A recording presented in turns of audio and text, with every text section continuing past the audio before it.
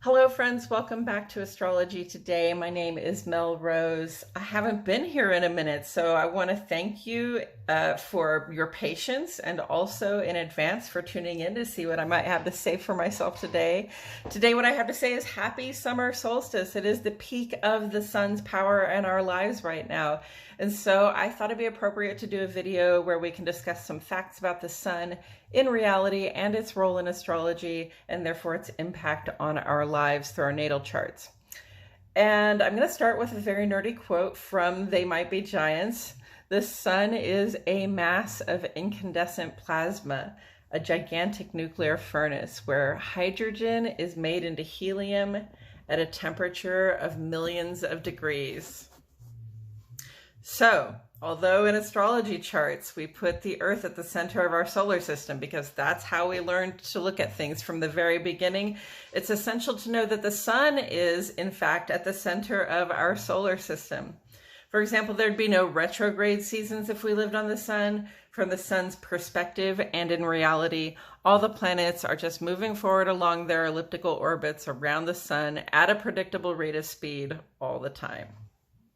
And the sun is also how we measure the seasons. This is due in part to the tilt of the Earth's axis, which is diagonal to the orbital plane. We perceive it from here, though, that the sun appears to move farther north from winter solstice to summer solstice, increasing the length of days here in the northern hemisphere. And then it seems to move farther south from summer solstice to winter solstice, bringing us ever shorter days. And today is the summer solstice. It's the longest day of the year. So regardless of whether you follow astrology, it is the peak of the sun's power in our lives.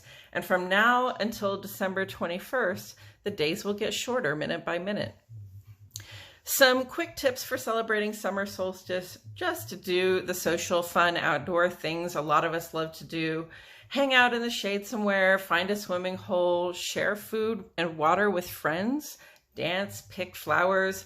A lot of us, though, are experiencing record heat at this time, so primarily I'd say do what you can to stay cool and well hydrated. Do what you can to take care of yourself and your loved ones. It's okay to celebrate indoors if you're a little averse to the extra sunlight and heat. In astrology, the sun and the moon are our two luminaries.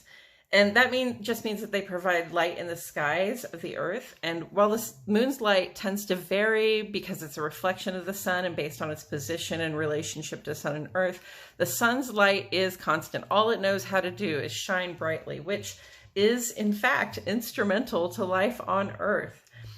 Astrologically speaking, the summer solstice is the peak of our daytime powers. It's the season for bringing our work to the world, sharing our best, most inclusive ideas and efforts, and initiating alliances that support and elevate our high ideals. Summer solstice is always the day that the sun moves into Cancer from Gemini. Cancer is our cardinal water sign, offering to slake our thirst for connection under this bright, ambitious sun. In your natal chart, the sun is first among personal planets. The sun, moon, Mercury, Venus, and Mars all represent aspects of your drives, desires, and experiences, and I'll go over them in subsequent videos. But for today, I want to say that the placement of the sun in your natal chart matters to your sense of purpose in the world. It represents your goals and ambitions. It's safe to say that the sun's placement says something about how you stand out in the world and how you shine so others can benefit from your presence. This part of your personality is most clearly and effectively expressed outside the home, at work, socializing, or engaging in civic activities. As it moves through the signs with their various modalities and elements, the sun, our sense of purpose, is expressed differently according to each person's natal chart. And the sun is most potent in Leo, where it rules, or in the sign of Aries, which is where it's said to be exalted. Or if you were born Sagittarius during the day, the sun is also strong in your chart. But around June 21 of every year, the sun enters the emotional sign of the crab.